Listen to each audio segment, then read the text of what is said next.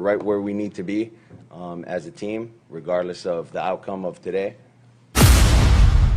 Well, we're going to have to come in tomorrow. We're going to have to watch the film, see things that we can get corrected, and then move on. It's a short week.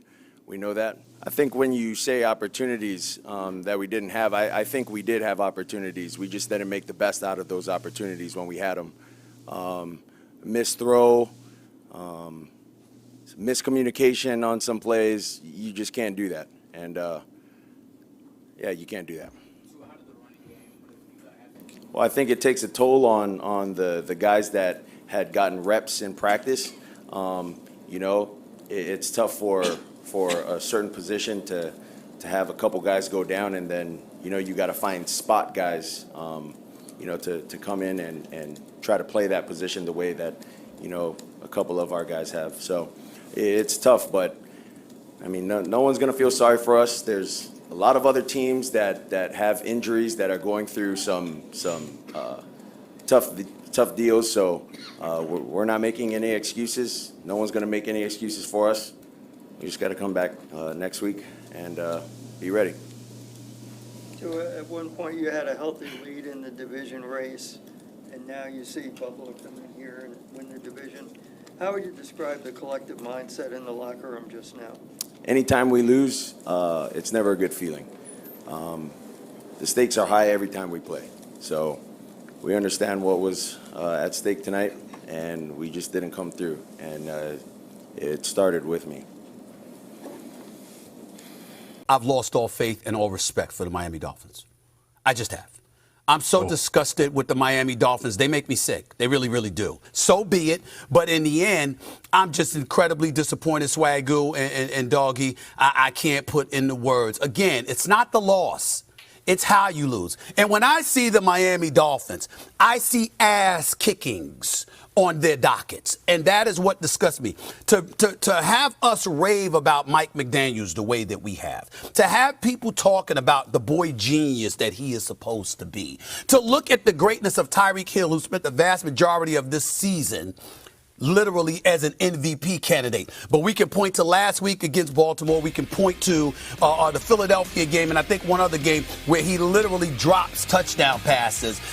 All of a sudden, Jalen Waddle can't stay healthy, and even when he's healthy, you know what, the inconsistency level. You look at this defense, and you go up against Baltimore 56-19.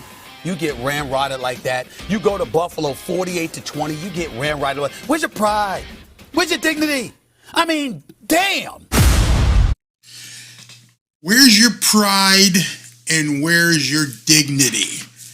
I thought that was quite appropriate based upon what we saw last night. So, hope you guys are all doing well. I hope you had a chance to rest after a late night game.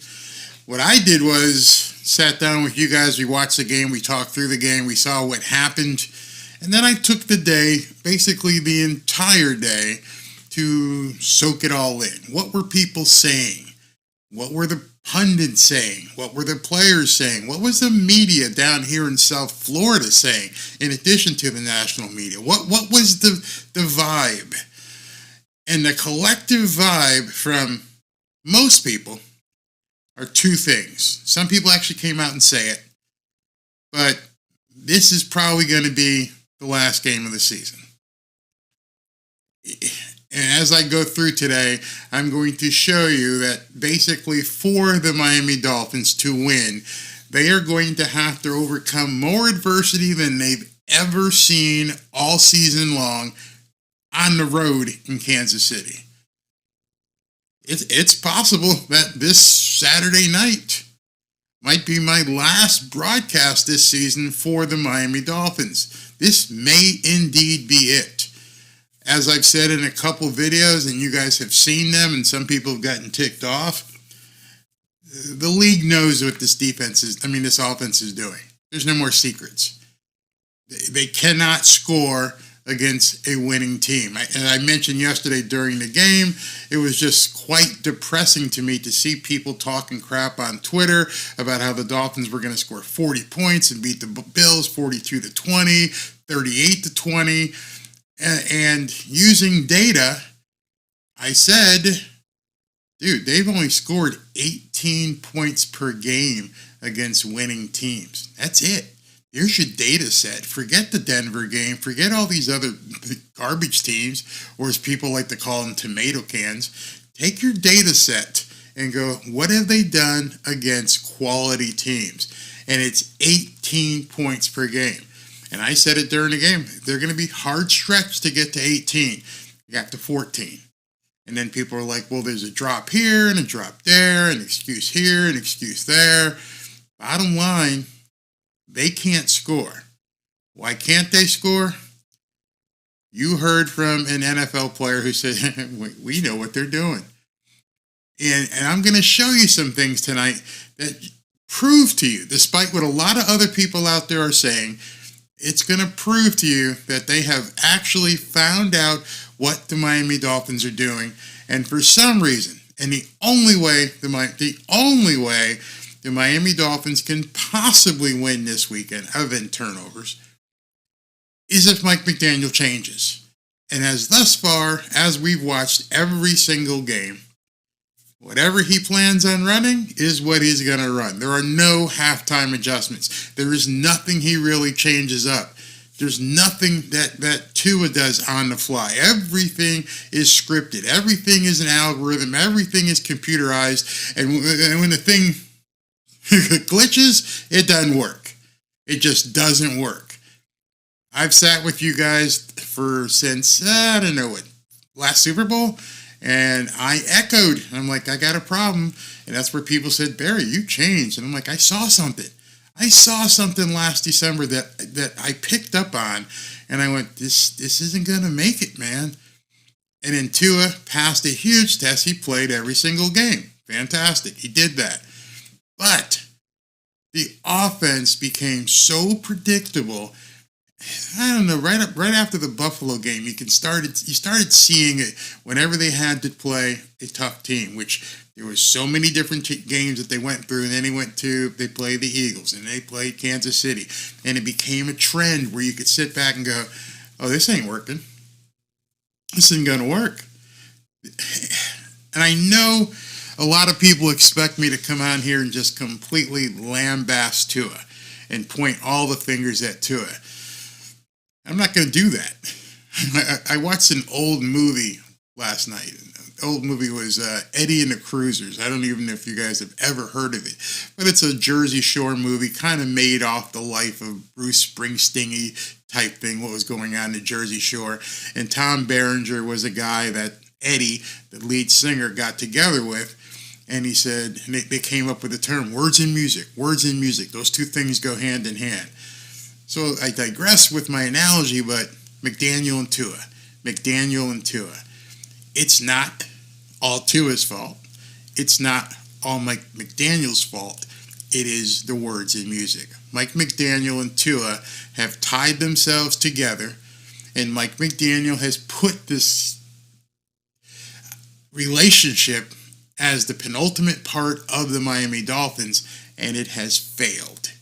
It has failed. It's going to continue to fail until they can figure it out. What's the solution? I don't know. I know a lot of people today were like, we got to get rid of Tua. We got to bring in a different quarterback. I don't know if that's the solution because, as I said, they're both the problem. Remember, and I'm not sure if a lot of you guys know this, Mike McDaniel has no coaching experience even as far down as the coordinator level. He wasn't the offensive coordinator. He was a run game coordinator for San Francisco, meaning he just ran one aspect of the team. He never ran anything else. He wasn't the offensive coordinator. He definitely wasn't the head coach. So basically, Stephen Ross brought somebody in here who must have had a fantastic interview and is learning on the fly, and you're watching it happen. Anyone with any football experience steps back and goes, what are you doing, dude? This, you got to change up. They're on to you. And I've talked about it over and over and over.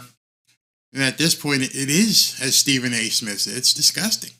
It's disgusting to watch what's happening because Yes, you can make mistakes. You can get blown out by 40 points. You can get beat like they beat them, like the Buffalo Bills beat them earlier. The whole idea is just don't do the same shit.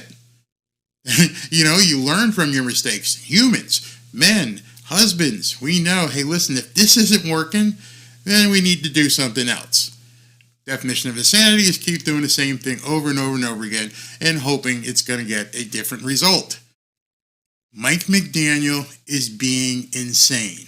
He is doing the same thing over and over and over again, hoping for a different result. He's not going to get it from this quarterback. It's just not going to happen. As much as people love Tua, as much as people just want him to be so successful in his storied life coming from Alabama, it's not going to work. It's just not going to work. And I've told you, I never do predictions. I'll give you one today on a Monday. There's no way they win this weekend unless there's unbelievable turnovers. If the game is able to be played in regular conditions, and I don't mean temperature, I mean without a whole lot of wind and rain and snow, whatever, they're not going to win. Season's over. It's just not going to happen. I can go out there on a limb and say that right now. I just want to show you guys something.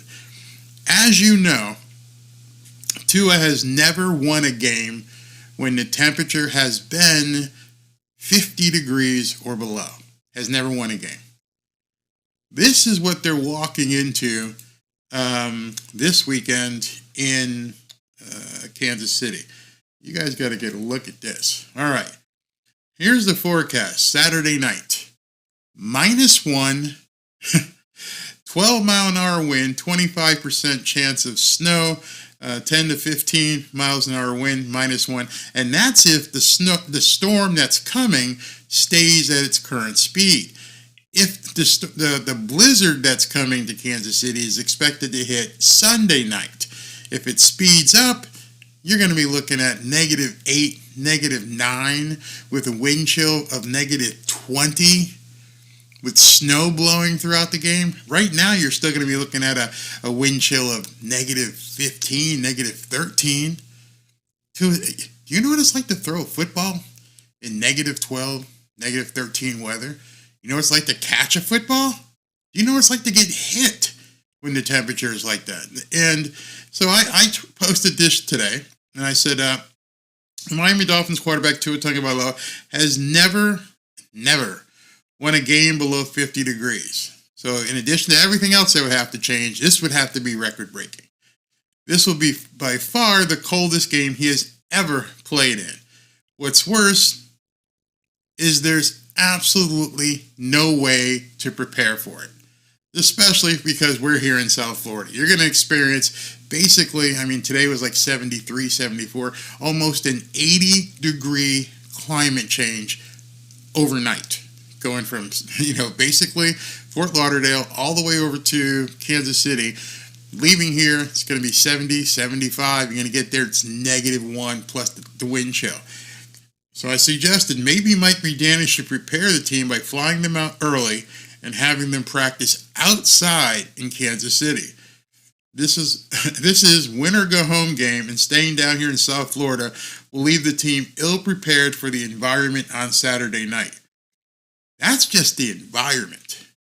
Then you're going into Arrowhead with Tay-Tay. Taylor Swift will probably be there. And it's one of the loudest stadiums in the NFL. We've already seen with my dust-up with Teron Armstead, what happens when you get in there and you can't hear. So we already know there's going to be, quote, communication issues. Yep, there's going to be communication issues. And you've got a quarterback who has never won when the temperature is below 50 degrees. And you got to hope every single thing goes right. The snap, make sure that, Liam Eichenberg's hand isn't cold. Everyone's going to be wearing gloves. Tua's probably going to have to wear gloves. Has he been practicing throwing with gloves? The receivers are probably going to have to wear gloves. Are they used to catching the ball with gloves? What are they doing about their face? What kind of facial protection are they going to have? I don't know. I come from Connecticut, so I know what the weather can be like up north. I know what sub-zero temperatures feel like on your skin. And if you see guys huddled over at the sidelines, it's just a disaster waiting to happen. And then I heard somebody today go, well, Barry, they got to play in the same weather. And I thought to myself, you can't possibly be that stupid.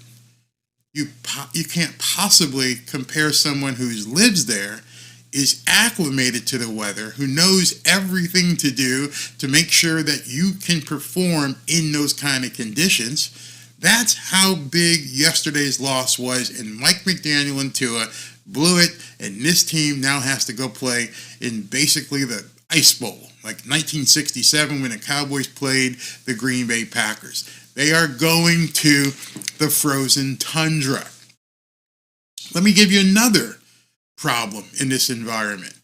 Depending how well the field is out in Kansas City, you think Tyreek's going to run 4.2 speed out there? Nah, it ain't going to happen. You think these guys like Achane are going to be able to motor with a potential icy field? What happens if you slip? God knows these guys are already getting hurt. There are so many things that can go wrong. How about the wind? Tua's going to throw a ball to Tyreek, and this ball's going to flutter. Do you know what it's like to throw a ball in sub-zero temperatures? Do you know the wind, the velocity, and how it changes, how the atmosphere deadens the ball? These are all things that, unless you've played in that environment and played in a blizzard and played in cold weather, you don't know. I told you, I lived in Connecticut. I remember on Thanksgiving Day, back when I was in high school, and I was a center, and it was so hard. This is before people had gloves and stuff, so we just wrapped our hands in tape because it was so hard to grasp the ball.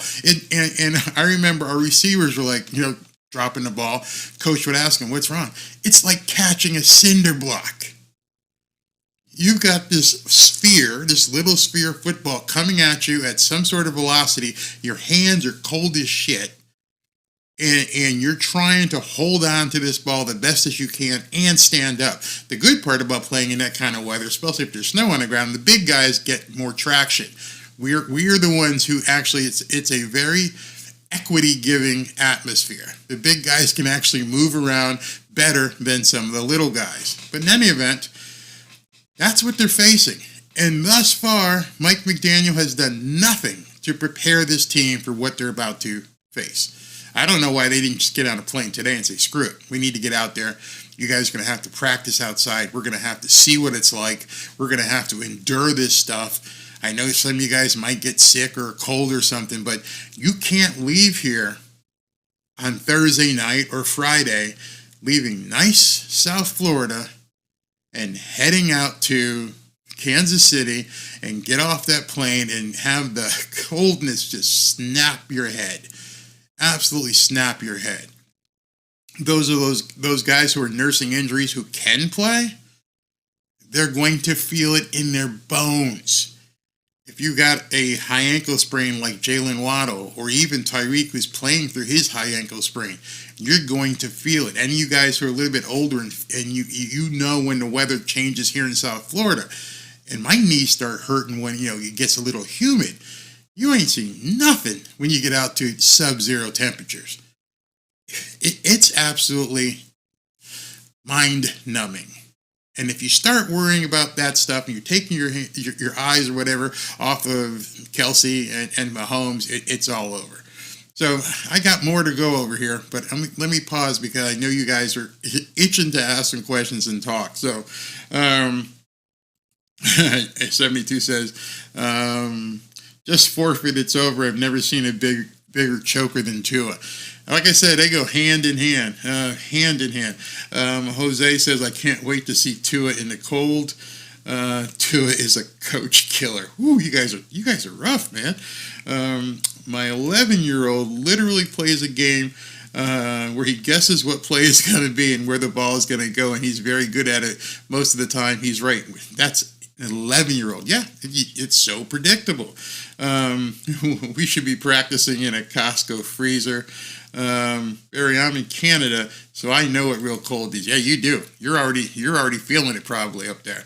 It's very cold. I mean, I know a lot of you guys who are Dolphins fans may not be used to the cold. You may have taken a ski trip here or there. You get back into the lodge, get some coffee. But have you ever sat out in sub-zero temperatures for an hour and a half and then go in halftime? Here's what you have to do at halftime. Let me just tell you this too, a little inside baseball. It is so damn cold that you play the first half, and especially if you're actually in the game and you're not just a sub standing on the sidelines, but you have to go into the locker room at halftime and you basically strip, because everything you have on, especially in sub-zero, it may be stuck to you. You may be sweating inside, and that clothing has to be taken off. You have to put on fresh stuff, your fresh sweatshirt, fresh everything. And then, of course, then you got to look at your cleats. So there's so many different aspects to look at, and I just wonder if Mike McDaniel is up to it. You know, he coached in San Francisco. This is just nothing like what he's going to experience this weekend. Wait till you see him on the sidelines. He's going to look like an Eskimo. And it's really, really bad. Hey, Tom, how you doing? And whether that cold, everything hurts. It does hurt to breathe. I mean, it gets up in your nostrils. And then, if you happen to drink some water and it freezes on your face, I mean, it can freeze quickly if you're looking at wind temperatures, wind chill factors of negative 15 degrees. That's what I was saying. I hope they plan on getting there early myself. Just left watching Jason Whitlock, and the question came up, what's more suspect, Tua or McDaniel? Tua has been given 3 seasons to get it together. Just not, well, you guys who have watched my videos know I've been saying it for a long time. People have flamed me. People have gotten pissed at me. People have unsubscribed, and I've held true to everything I've said. I didn't change. He did. I saw some things changing in Tua. I'll get into tomorrow with our probably last Tua Tuesday. But it's more than just Tua. I'm going to show you some things tonight where you're going to see it's more than just Tua. At this point, this kid, you can see it in the opening video. He's distraught. I know everyone says he doesn't even pay attention to social media. BS. Somebody, as you know, is telling him. And then, the whole thing with I got receipts. Well, Tua, people have more receipts on you than you do on them. And now you've lost 2 straight to end the season, possibly looking at a 3rd straight loss, 1 and done in the playoffs. Not good at all. Not good at all. Definitely ain't getting the bag. There's no, if they lose against the Kansas City Chiefs, there's no way he's getting a big extension check. Not going to happen. And as some of these guys, Big O and other people have said, Mike McDaniel will be on the hot seat for next year.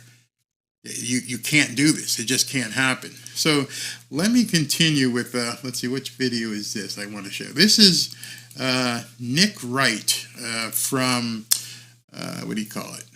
First Things First. And he's talking about the Dolphins here. Listen to this. And then last, but of course not least, is Tua. And this is the part nobody wants to hear. This is why I thought him being in the MVP discussion at any point was ludicrous. This is why his own team multiple times throughout his career has tried to move off him. This is why they are not going to pay him this offseason, because now we've never seen him in the playoffs. We will in 0-degree weather shortly, and I'm excited for it. But he has had 4 playoff adjacent games in his career. We can show you how he did. Week 17 against Buffalo, his rookie season. He's a rookie, so be it. Yeah. Winning, you're in. Right. No. Week 17 the next year against Tennessee, they needed to win that game and the next week. Terrible. Last week against Baltimore to be the 1 seed. Bad. Last night against Buffalo to win the division and be the 2 seed. Bad. And throws to Chase Claypool, of all people, in double coverage with the game on. Now, some people are saying that it's Chase Claypool's fault. I'm going to show you in a subsequent video. No, put it this way. It could be Chase Claypool's fault that he ran a bad route. More than likely, he did take too long to make his turn. He should have just cut it short. But when you see what Tua did from afar, when you look at the entire play, you're going to sit there and hold your head and go, what the F was he thinking? Why would he have ever thrown that ball? Period. Forget Chase Claypool. Why did Tua throw that ball? On the line. So that is, as much as Brew's, if not funny, accurate commentary about the breakdancing, is an issue. They also they don't have a difference maker at quarterback. Flatly. Okay, so that is a big term, a difference maker. And so when you're looking at what Tua does versus what you saw Josh Allen did and what you're going to see this weekend with Patrick Mahomes, difference maker, Lamar Jackson, is Tua. Sorry if you guys don't like it. He is not a one-read quarterback. I won't say he's one read. Obviously, there are other reads that he has to make, and sometimes he does make it. The problem is going from that first read to that second read is where he gets in trouble. Once he has to get off that first read, that's when the bear trap begins to shut. And there's two reasons why that bear trap begins to shut. A, the offensive line is so used to blocking just for 2.5 seconds, just so he can just step back, plant, and throw it. Step back, plant, and throw it. So they're only able to block for 2.5 seconds. Chris Greer, you're going to have to fix that. I said that in many videos. It's not substantiated. You can't keep doing that and expect an NFL team not to understand that you're expecting to just to step back and throw it. And you expect them to step back and throw it to a spot. And you don't care. You basically throw it there. Throw it at that longitude and latitude and just let it go.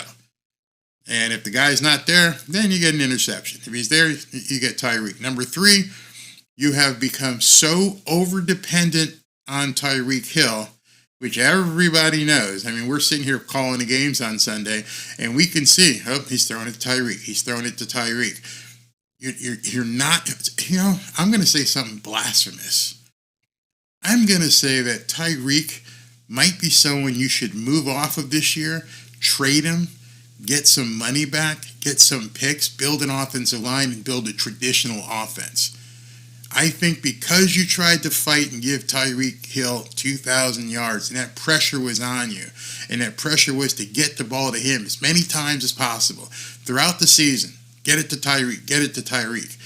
I think it hurt the Miami Dolphins. I think he's going to have to change that entire philosophy moving forward and begin using all of his other receivers. I think you messed up by not having a tight end. You went and got rid of Mike Gesicki, gave him the boot, and you didn't have anybody to step in. Durham Smythe yesterday, one catch. I don't even know how many catches the tight ends for Buffalo had, Knox and Kincaid. They were all over the place. He was finding them. So when that read breaks down, that's where the problem is in terms of making things different. Josh Allen, he's going to basically be Josh Allen. He's going to take shots. He's going to miss. And I think what Buffalo has realized is if we're in the plus side and Josh Allen can basically put that team on his shoulder, they're going to let him do it. Yeah, you're going to throw some picks. Yeah, he's going to fumble because he's just so, what would the word be? Dynamic? That he's willing to take the team on his shoulders.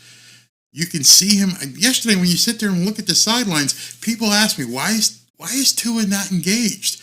Why does he not have the iPad? Why is he not looking? He doesn't have to. Hey, Tua, run 157 zebra K 4-2 left hustle drive and throw it to Tyreek. Okay. You're telling him, you're giving him the script, you're giving him the recipe. He's a paid actor at this point. He's getting out there and doing what you have programmed him to do.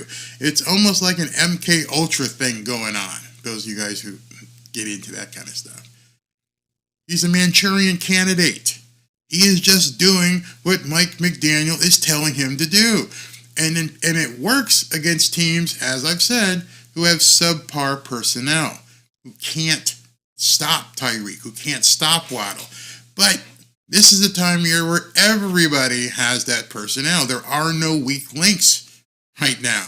And so, because there are no weak links, it's becoming harder and harder for him. Each game, each successive game is going to be harder and harder. You saw it in Buffalo. They scored 19 points. Baltimore. Then you played Buffalo. You only scored 14 points. It got harder. Now you're going to go having to play in sub-zero temperatures, and it's going to get even harder.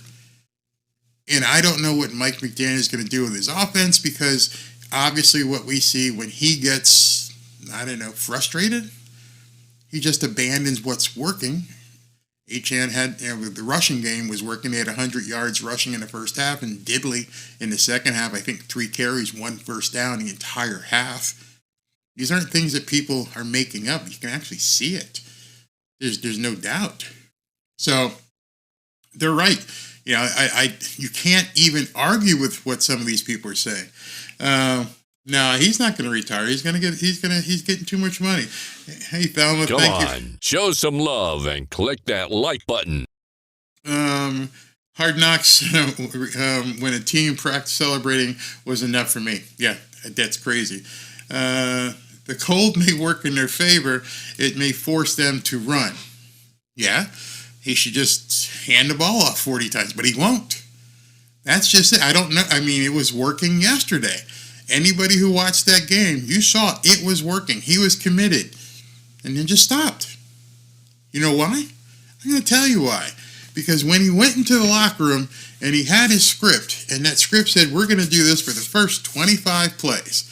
And okay, so it's easy because I'm going to run this one, this one, this one, this one, and this one. Then you go into halftime and you don't have that same script, and you got to begin calling plays. That doesn't seem to be his forte, and so he wants to go back to the pass at that point. Scary, but you saw it. You've seen it over and over and over again. Every single week, we say, keep running. Every single week, he stops. At this point, it's become so patternistic that you guys have to see it with your own eyes. I think at this point, we have so many Dolphins fans who have seen this book, seen this movie, over and over again. You guys can call it yourself. Like the gentleman said, his 11-year-old son is like, oh, they're going to do this. They're going to do that. They're going to throw it to Tyreek. Well, if we can all see it, if we've all seen that movie over and over, these teams have seen it as well, in addition to whatever tells they have. So it makes it even more difficult. Hey, Jakari. And Jakari says, I feel like when they ran the ball to start the second half and they went 3 long, he wasn't working, then he completely abandoned it. Yeah. I wonder if Bill Belichick does that. Well, again, you saw a bunch of coaches get fired today, and there's going to be more, obviously. The thing where these coaches, where Robert Saleh has a problem, where, what's his name? You mentioned Bill Belichick had a problem. They don't have the talent that Miami has. Talent allowed Miami to beat some of these teams just by coming out the locker room. Hey, we're so far ahead of you guys in talent that we can beat you. And I think Mike McDaniel got used to that. Showing up, knowing, getting off the bus to come in the stadium, we got this. We know our guys are inherently better than yours. And we watched it in the New York Giants game. For some reason, these guys didn't respect Tyreek's speed, and they had a safety trying to go man-to-man with Tyreek, and he would run that wheel route and just take off, and boom. And at the same time, we saw that in the Washington Commanders. They said, oh, we got it. We're going to cover him one-on-one. Oh, my God, you're an idiot. Boom, touchdown. Have you noticed something in the last couple games? I made a video a couple weeks ago, and people got pissed off because I said the Miami Dolphins were cheating. You guys remember that? Remember how everybody got pissed off? Barry, you can't say they're cheating. And I showed them that Shanahan actually said that. And they're like, oh, he's kidding. It's called a cheat motion, where he was saying, and I said, if that were the case, and I showed you a video, the refs wouldn't be warning or admonishing Tyreek. Careful with those cheat motions, jet motions. Why do you think that Mike McDaniel has stopped running that play? It was his bread and butter. Why do you think they're not running that play 2 or 3 times a game where Tyreek comes flying across and then heads up. Tyreek's ankle? Maybe. But he's still faster than everybody on the field. Why do you think they stopped? Do you think the refs came to them and said, you have to make sure that you don't turn up before the snap? I don't know. Interesting to find out, but of course our local sports media never goes up to Mike. Hey Mike, why are you not running the jet motion wheel route anymore? Nobody asked. They don't ask, we just see it. I'm like, well, they're not even running that anymore. It's not happening. I don't know, I can't tell you. Did the defenses figure it out? Did they ignore it and just say, okay, Tyreek's coming? Are they going to use a too high shell? Is that what they're doing? Let's see, Tyreek's ankle, somebody says, that may be it. But he's running the other times. I'll spend next Saturday in the bathtub drinking beer, eating Cheetos, and crying. I blame Stephen Ross. Why sell all those tickets to Bills fans? Oh, that's too funny. I made a video, put it out there, and everybody laughed. They're never going to take over. And then I saw the video of people downtown in Las Olas. Oh, that's in Fort Lauderdale. They don't even understand. They're not even near Miami. Shh, the stadium's not in Miami either. Just to let you idiots know that it's closer to Fort Lauderdale to the stadium than it is from Miami to the stadium. But obviously, you've never been there. And I just couldn't believe people were saying that. And then yesterday, I don't have that video prepared. The left tackle from the Buffalo Bills, Deion Dawkins, said this is a home game. This was a home game for us. And then, what do you know? Crickets. Nobody said anything about it. For 3 or 4 days, Barry, you're an idiot. It's never going to reach 52% capacity. You're such a dumbass. Nobody was talking about it. Nobody. Nope. Not anybody. They need to diversify the play calling. Tyreek is not the only talented player. The problem with that, Lou, it's over. You got one game. You've spent the last basically 9 months, if you want to go back to mini camps, you spent the last 9 months putting this offense together, putting the plays, designing them, scripting them, putting all that together, and you've got 60 minutes left. 60 minutes left in your season. And then you got to fly basically halfway across the country to go into an ice zone. I don't know when they're going to leave, but it's not good. It's not good. So let me play the next video for you, because this one explains everything basically that's going on with the Dolphins right now. So let me make sure this is cued. The Fins continue their disturbing trend, unable to beat the good teams this season. 1-5, outscored by a whopping 91 points against those teams that finished over 500. They went 10-1, feasted against the teams they should have. So when you look at that chart, again, those numbers don't lie. When I've had so many people get pissed off, and I'm like, dude, I'm looking at the numbers. Okay, you're 10-1. You kicked the crap out of teams who suck. You're 1-5 against teams that don't. You score 35 points per game against teams that suck. You only score 17 points a game. It went down because of yesterday. It was 18 before the game. Now it's at 17.7. Points per game, opponents' points per game is what's really scary. So the opponents that suck only score 17 points. You got an 18-point differential. But your good teams score an average of 32.8 points per game. Obviously a little bit inflated because of the Baltimore Ravens game. But that bottom one is arguably the most telling. You got a negative 91-point differential between the games that you play against good teams versus the games that you can play against bad teams. So at that point, you have to wonder, okay, so what's going to happen Saturday? Well, you've got an entire body of data to look at.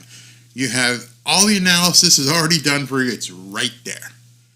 What do you think is going to happen this weekend and most likely to happen? Like I said, a turnover here, a fumble there, because they're going to have to hold on to that rock as well. But outside of that, that's what you can expect. Beaten that were 500 or worse. So, Marcus, what is your biggest concern for Miami as they start this playoff run? If Tua Tagovailoa can go beyond the X's and O's, it's something All right, so this is the final interception where so many in the tank fans were like, it was because of Chase Claypool. Chase Claypool did, he didn't run it right. So if you're looking at Tua right here, what's he doing? He's staring down Chase Claypool. So you got that safety who's back there on about the 21-yard line, just sitting. He's just, I don't think it would have mattered where he threw this ball, it was going to get picked off. He's looking directly at Tua.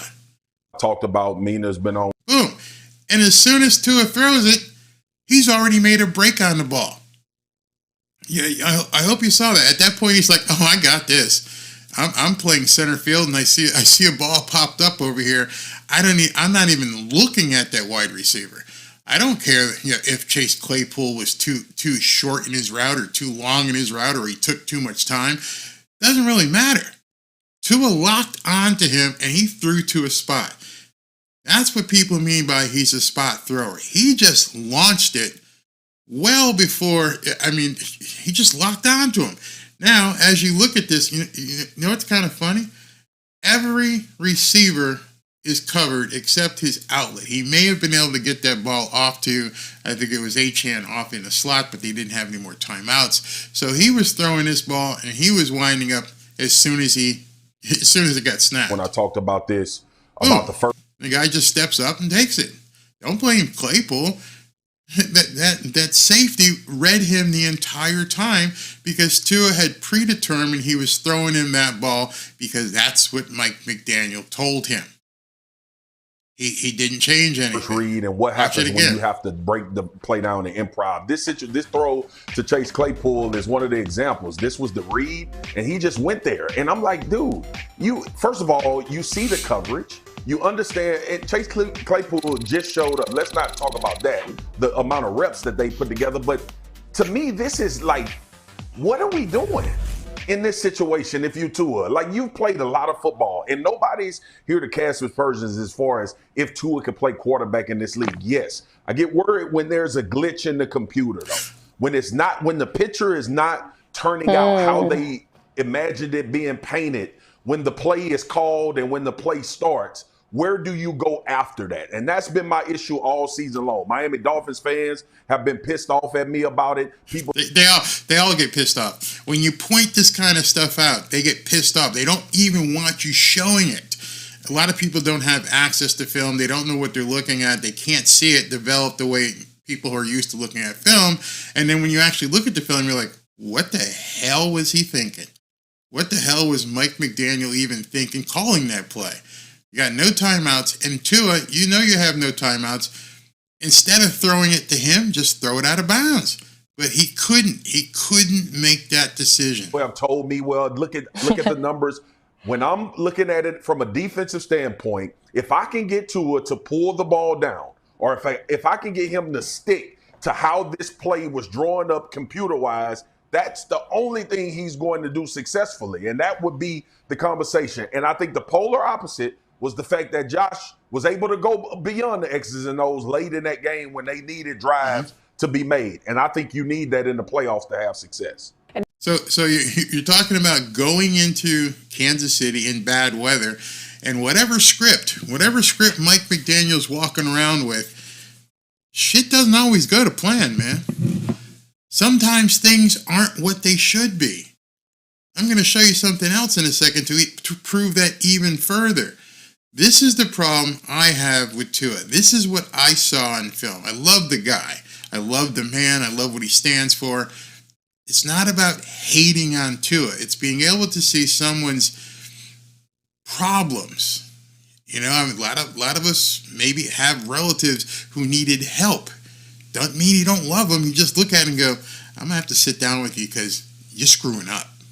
We're going to have a little intervention here. Tua, why the hell did you throw that ball?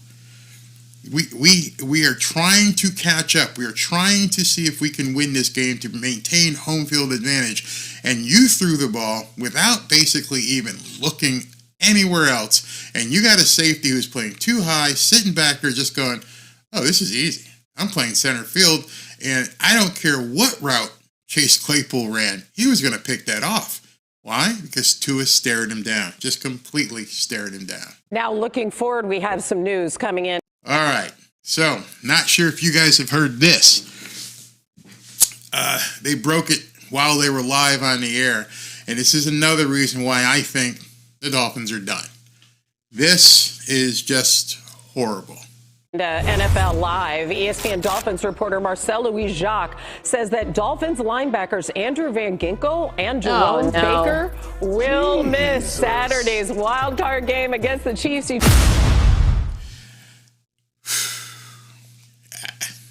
I don't know what to say.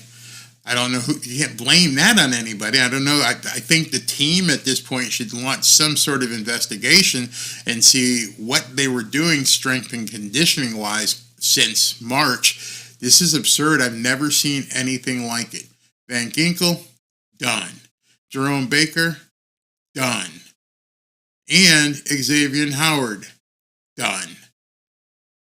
That came out, I don't know, that show comes on about 4 o'clock, so about 4:15, 4:20, all this news hit at once. Xavier Howard out, already determined out. He's not playing. He's probably off the team at this point. I doubt they bring him back. Van Ginkel played a hell of a season. He's done. Jerome Baker, off and back. He's done. So as of today, going into, wait, there's one they didn't mention, or did they? Cameron Good, done. So going into this Chiefs game, they literally have no pass rushers.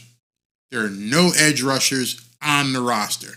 Today at a press conference, Mike McDaniel said you're probably going to see some guys playing on Sunday who haven't been on the team. Maybe bring JPP back. I don't know.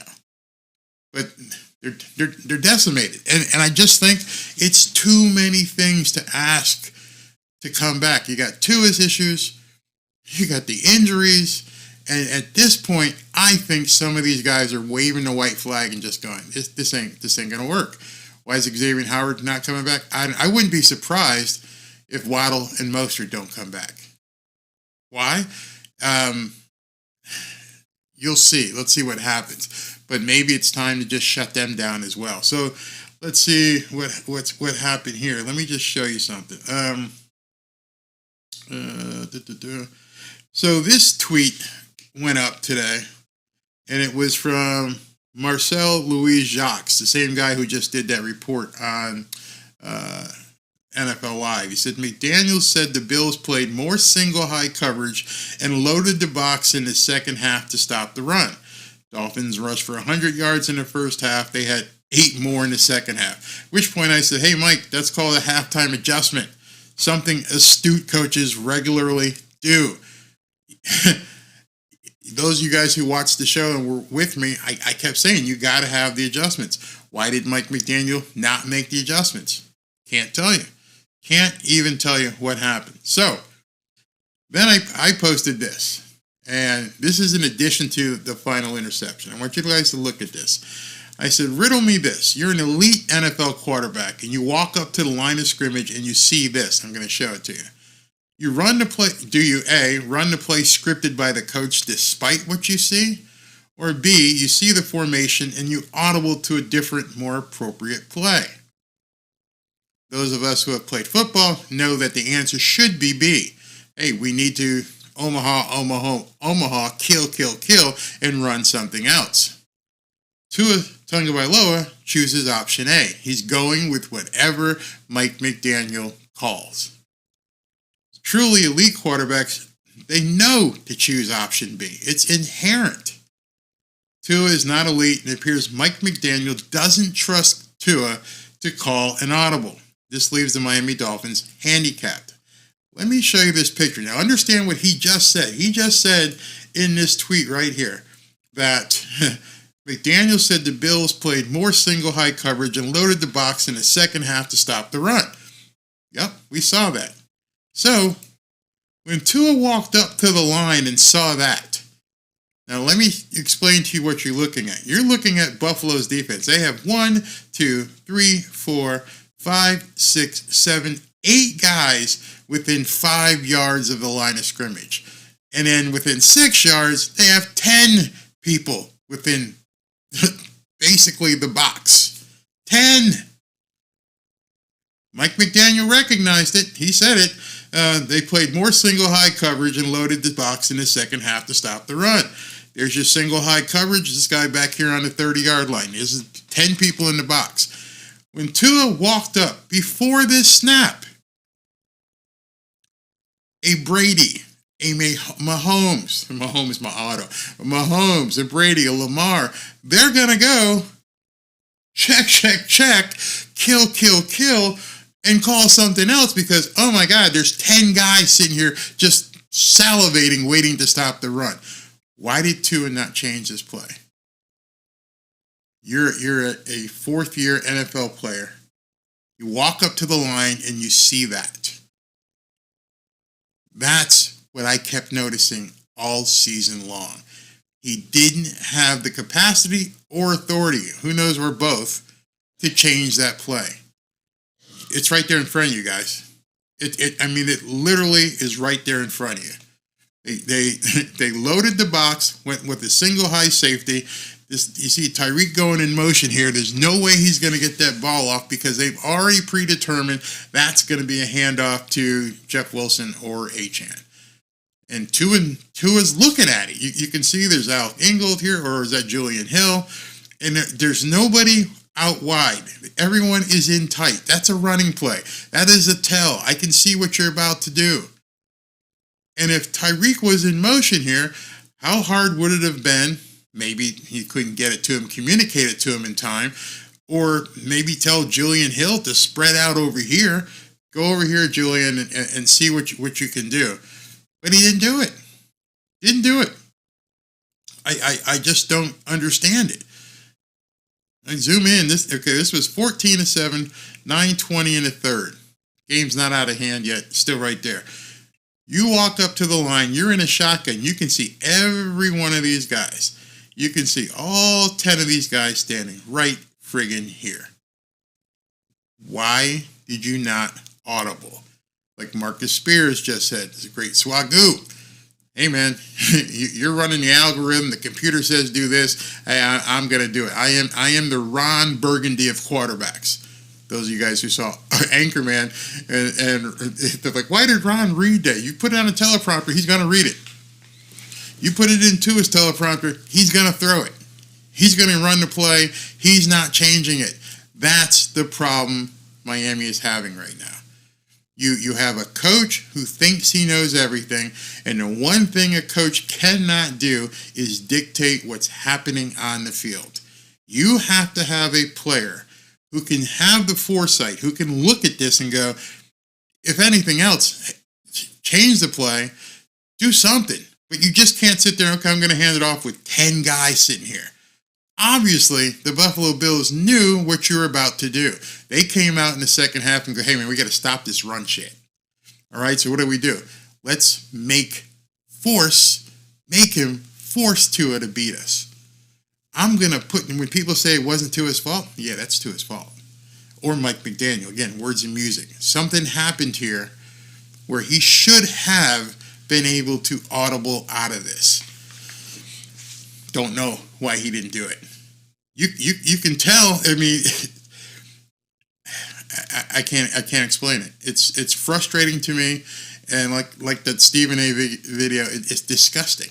It's absolutely disgusting what this team has done offensively. What they have done with Tua Tagovailoa. I can guarantee you, Nick Saban would have done something here.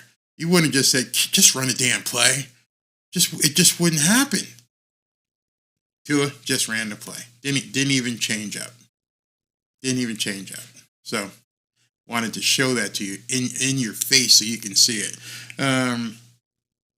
it's McDummy and Tua. How do you not change? I wonder if it's Belichick. Where is that? Boom. It's McDummy.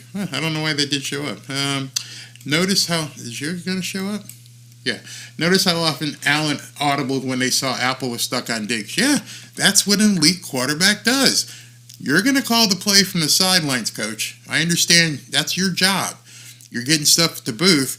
But when it's on the field and I'm out here, I am the coach. I am the boss from the movie, like the Tom Hanks movie. I'm the boss now. See me? See me? I'm the boss out here. When I see what's going on, I'm going to be able to change the play. Tua doesn't change the play. Just doesn't do it. That's crippling your offense. Because now I know if you got a play called, pretty much you're going to run it because Tua's not going to change it. Since when has Tua do audibles? I don't know. I know they did one press conference and they made a big deal because Tua had changed an audible during that game. And I'm like, oh my God, don't do that, man. That's a bigger tell. You're excited because you did an audible. You took it upon yourself to change the play and it worked. And everybody made a big deal at the press conference. And I'm like, that's your freaking job. You're supposed to. You're supposed to recognize this stuff and say, hey, you know what? Maybe we should audible. That's your job. Your job as the quarterback and as, quote, elite and NFL and all the other shit that people want to keep saying, that's your job to call an audible. How did you not do it over and over again?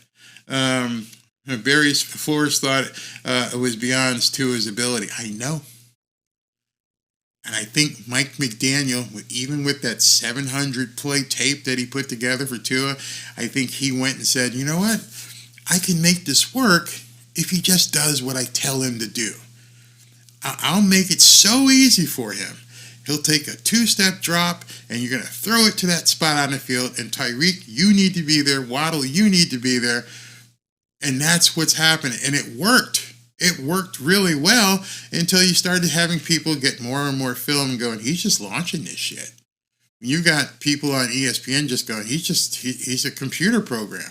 He's a computer program just standing back there and just firing away. I showed you that Claypool thing. And I don't understand why people were trying to blame it on Claypool.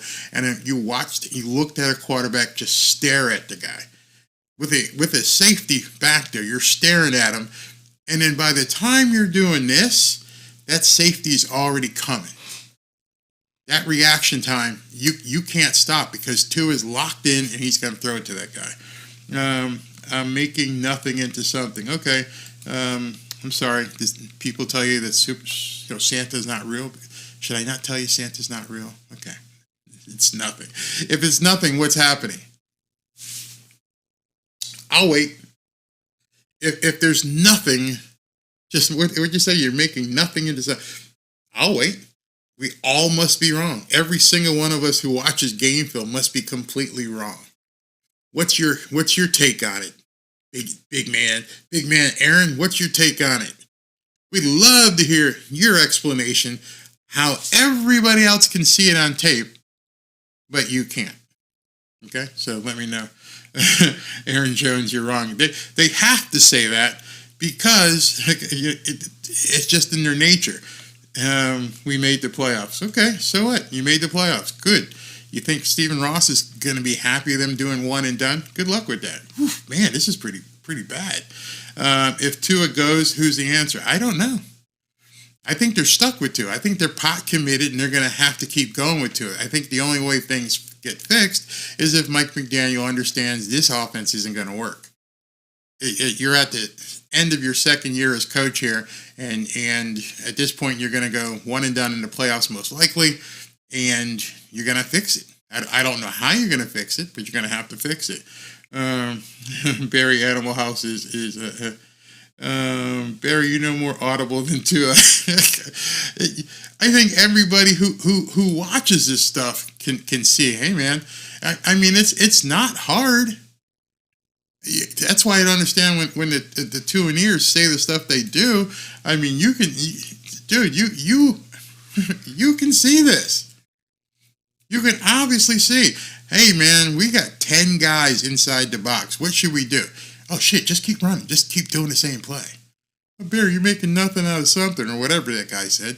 No, I'm showing you that any quarterback who's supposedly elite would know you can't do this shit.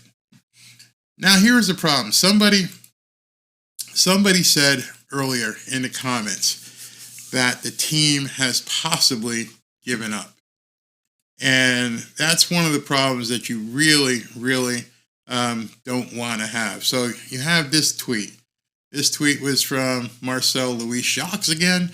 Mike McDaniel said the Dolphins are not planning for Xavier Howard to play. So Howard's out, Good is out, AVG is out, and Jerome Baker is out. Right? So is Howard out? Wink, wink. Or as Howard said, dude, I'm not playing in 1 degree weather. I don't know. To me, that's all supposition. I should let you know. Disclaimer, that's just me talking shit. I don't know if it's true, but I find it compelling to look at this and go, you just decided you're not going to play. Okay. Maybe might be, I don't know. It's just odd that it's Monday. We're 5 days away from the 6 days away from Saturday, and you've already ruled out Xavier Howard when last week was maybe he could play. So I don't know. I don't know what that was. And then I saw this one from David Furones from the Sun Sentinel. One thing to note from Mike McDaniel in today's news conference, he was not in his usual joking mood. That's different. So something is going on. This is just supposition. I don't know. That's what I would say. And then I put this out and I said there should be nobody questionable for the Miami Dolphins game this weekend. No questionable. You're either in or you're out. You're either ready to go and save this season or you're not going to play. Just tell me now. Tell me Monday. Tell me Tuesday. But I don't want to go through this. If I was Mike, I don't want to go through this week not knowing who I got coming on the field with me.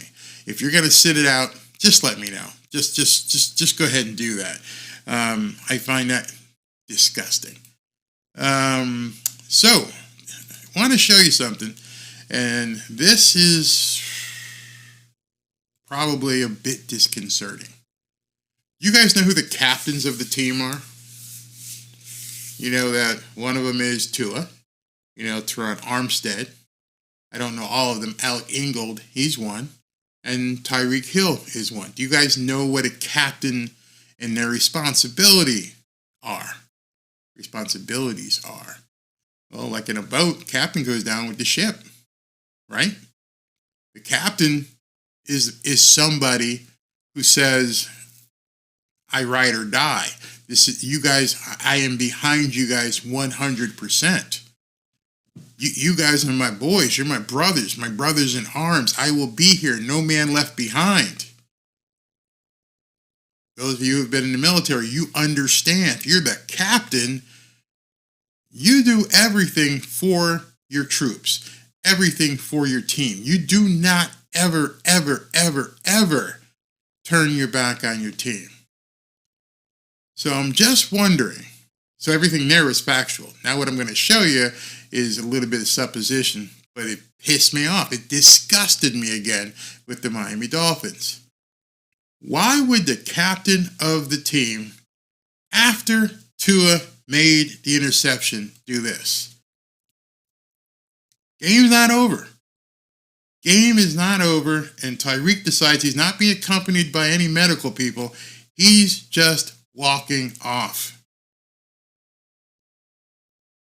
Just walking off. There's no trainer next to him. The captain of the team said, I'm out. I'm out, guys. I'm walking off the field. I'm sick of what's going on with this team. I don't like what's going on. Tua just threw another damn interception. He's shaking his head, and he walked off. Something is wrong in Denmark. I don't care if that gets explained away in the next couple of days. Those of you who have been on a team, you know the captain never, unless it's in case of an emergency or something, the captain never leaves the team on the sideline. That to me is disgusting. That to me is very telling. That to me says Mike McDaniel has lost control of this team. There is no other excuse for that. I mean, people, you can, like I said, he is not being walked with anybody from the medical. You see him shake his head right there. He shakes his head. Man, this sucks. This sucks. I'm just going. I'm leaving. Why? Why would the captain, after the interception, just shake his head and walk away? I mean, you can tell me. If you guys want to see it in the comments, tell me why your captain of your team just walks away. I lost all respect at that point. Everything that he's gone through this year. And I understand he just had his house get burned up in a fire. And I know he's gone through some stuff legally. And there's been some problems all along. But his boys were always there for him. Every single one of those guys got behind Tyreek and said, we're here for you. Tua got behind him. And so Tua, because Tyreek wasn't on the field in that last play he threw to Claypool, Tua throws the interception. As a captain, he walks off, and he's seeing his other captain bail. Yeah, I can't believe Mike McDaniel didn't run down there and just grab him by his jersey and say, get your ass back over here. Who the hell do you think you are? You guys think I'm lying? I got one question. Tell me what Don Shula would do if Mark Duper saw Dan Marino throw an interception to end the game and he walked off. What would Don Shula do if he saw Mark Duper or Clayton just go, I'm done? If you answer honestly, you know that Mike McDaniel has lost control of the locker room. There's no other answer. He wasn't hurt. It wasn't like they had the medical team rushing him into the locker room. He was shaking his head after the interception, and he walked off. If that is the case, then you can pretty much assure that this game is over on Saturday already before it starts. Barry, well, he just might have been mad. You've never been on a football team. Well, Barry, he was probably pissed off because he can't believe the Bills won. Nope. Doesn't matter. No man left behind. You are the captain. You are the one who's supposed to lead the team across the field and shake the Buffalo Bills' hands. You're the one everybody expects to say, all right, let's go. These guys whooped up on us. Let's go shake their hands. And you took off. Oh, Barry, this is no big deal. I know that's what some fans will say. It's no big deal. Those of you who understand what men are supposed to do, and how you're supposed to act, you teach your kids at a grade school level. Don't you get your ass back over here. You get out there and go shake these people's hands who just defeated you. You do not walk away from your team. It's taught. My grandson's playing sports. It's taught at a very young age. I don't care how mad you are. I don't care how bad you got beat. You do not walk away from your team. And you can't walk away shaking your head, all pissed off, just saying, I'm out. How do you think Tua felt? How do you think Tua felt knowing I threw the interception, the game's over, and you look around and your boy Tyreek is just heading into the locker room? I'm out. F this, man. Looking like Antonio Brown. That is a problem. So I did that before I looked at your comments. Let me see what you guys saying. Threw into double coverage and then threw it where the defense would be. Barry says, you don't understand Reek because you never played high-level football.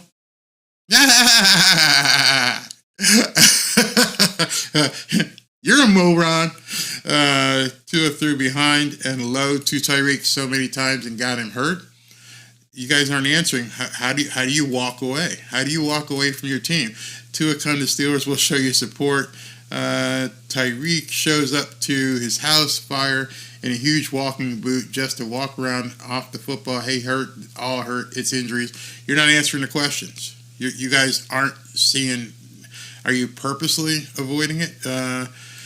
Tua threw Tyreek some balls that caused him to expose his body and got hit hard. Maybe he was already pissed off at him and he topped it off. Doesn't matter. That's what I'm saying. It doesn't matter. You're the captain of the team. You wear the C on your jersey. You don't have that excuse of being pissed off. You get your ass back over there and you walk out there with your boys. All or nothing. Every single one of you guys are saying that you're making excuses for him. Like Richard Long says, you don't walk away. My God, have you guys never understood what it means to be a man? It scares me that some of you guys think it's okay. He was pissed off. Yeah, he was really pissed off. That's why this team is where it is. This is what you're seeing. You're looking at it with your own eyes and going, oh, he was just mad. He's tired of it. He wants to win. And so how much he wants to win, I don't give a shit. You don't walk away. You just do not walk away.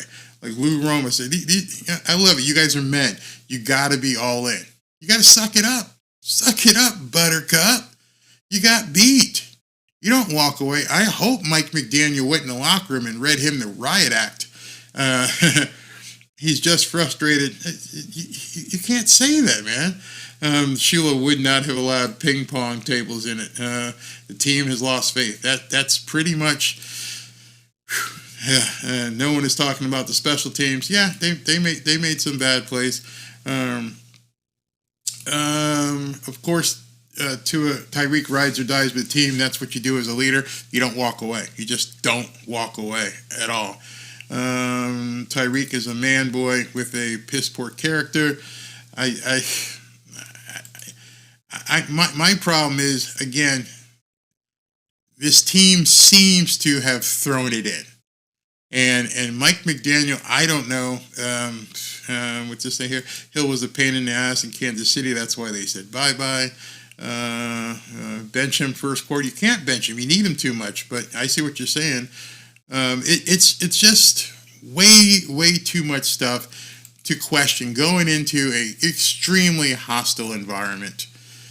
All this stuff is beginning to add up. You heard from Marcus Spears, Swagoo. He talked about it. You hear from anyone who watches film, you can see that the computer is glitching. Again, I'm not going to blame everything on Tua because I think the partner in crime is Mike McDaniel.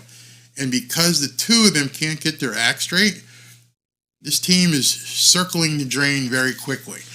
And if yesterday you play Sunday night and one of your captains walks away from the team, no matter how pissed off he was, no matter what he was thinking, no matter how competitive he is, you just don't do that. You don't do it in the military. You don't do it in your family. You don't do it in real life. You don't do it on a football field. So my thinking, again, with all these injuries, could this team be at a point where they've just said, all right, so we'll see you next year? I think what we're going to see in the next couple of days is going to be extremely telling. I think we're going to find out what kind of intestinal fortitude this team has and what kind of control Mike McDaniel has over this locker room. You're facing the biggest hill of adversity you've faced all year. Not because Kansas City is some team that can't be beat, but you just got beat 2 games in a row. The Buffalo Bills walked you down and won the division. That in itself is demoralizing. Now you got all these injuries with all these guys hurt. That's demoralizing. Now you got your captain disgruntled. Demoralizing. Your quarterback is just glitching as a computer program. That's demoralizing. And then you got to get on a plane and fly across the country and play in negative, what would maybe 10 or 12 degrees based upon wind chill. And you don't have time to change it. At this point, they don't. There's nothing really that Mike McDaniel can do because whatever he does at this point, he has no idea how it's going to react in the weather. Is it going to be too windy to do X or Y? Which plays do we run? Because it could be slippery. You can't change much. This is it. This is it. This is where it's going to be. So if that's where it's going to be, and at this point, Ingram, done. AVG, done. Xavier Howard, done. No edge rushers to speak of. It means Patrick Mahomes is going to have all day to find Kelsey out there. All day. At this point, I don't see how this team can pull up. I don't see Mike McDaniel being able to do something wizardry where he can get this team back to any resemblance of competitiveness. I think inside their hearts are broken, and at this point, you can look at Tua's face. You can look just at him at the presser. He was just like this. You can see Tyreek walking off the field. You can see that, as they said, Mike McDaniel had no fire today. You don't generate that fire in a couple days going into negative 12-degree temperatures. You just don't do it. You better have it. You better be ready to go.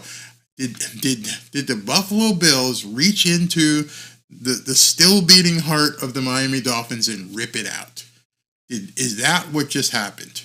We will see that and how things will evolve over the next 4 or 5 days. We're going to see what kind of people get put on the injury report. We're going to see what kind of press conferences are talked about. We're going to see how how the local media covers the Miami Dolphins. We're going to see all that. Tomorrow we're going to talk about Tua Tuesday, where, depending on what happens tomorrow, I plan on going through more and more about Tua and seeing what happens there. Lou Romer says, I can't see them signing some players to fix the depth. Too many injuries this deep into the season. Gonna have to. I don't think you have enough to actually field a team to compete. It's that bad. And I'm interested in seeing what the Kansas City injury report is. They rested Kelsey. Kelsey was like 2 catches away or 3 catches away from hitting his bonus for $300,000. And I think Tay said, "Well, don't worry about it. Don't worry about it, Bay. I'll stroke you a check for $300,000. Take the week off." He didn't play. So they rested guys getting ready for the Miami Dolphins. They rested people. So, okay, we got the Dolphins in the first round here in this wild card. Let's get ready. Dolphins can't rest anybody else. Hopefully Jalen Waddle can go. We'll see. Don't know. Mostert? Mostert doesn't really bother me because Devon Achane's playing very, very well. So it wasn't like we were hurting because Mostert wasn't playing. Jeff Wilson and Achane ran the ball very well. Needed Waddle as that second outlet, but we shall see. Guys, thank you for hanging in tonight. I'll be back tomorrow night with something else to talk about. Probably could do more on Tua Tuesday, but at this point, I don't want to play the funeral music yet, but things don't look good. They don't look good at all. The tells are obviously there. Tua is not audibling. Mike is stuck in a rut in terms of calling plays. Too many guys aren't playing. Tyreek, what's wrong with him? Is he pissed off? Just so much going on. You got to fix that in 5 days. We'll see. Thanks for hanging out with me. I really, really appreciate it. Do me a favor. Come on, show some love and click that like button. Yeah, on your way out, hit the like button. Thank you very much for tuning in. And, if you guys are pissed off and you want to unsubscribe, I'm sorry. I'm just going to keep bringing it to you in real time, in real reality. I'm going to bring it to you exactly as I see it. You don't have to agree, but if you disagree, you need to I think you would want to stand up and tell me why. Talk to you soon.